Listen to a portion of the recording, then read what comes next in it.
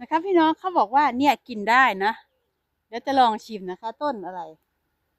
ต้นสนเนาะมันออกเปรี้ยวๆเนาะเปรี้ยวๆอร่อยนะอืมทำไมผลต้นไม้บ้านนี้ส่วนมากมันจะเปรี้ยวเนาะมิน่าไรพวกกวางมอสมันถึงไอเครื่องในเขามันจะกลิ่นแรงอ่ะเพราะว่ามันกินอันนี้นี่เองเนี่ยมันเปรี้ยวอ่ะใช่ไหม